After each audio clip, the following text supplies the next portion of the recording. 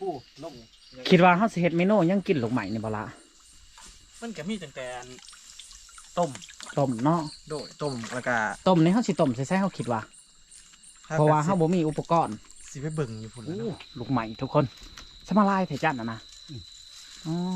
โถทุกคนเลย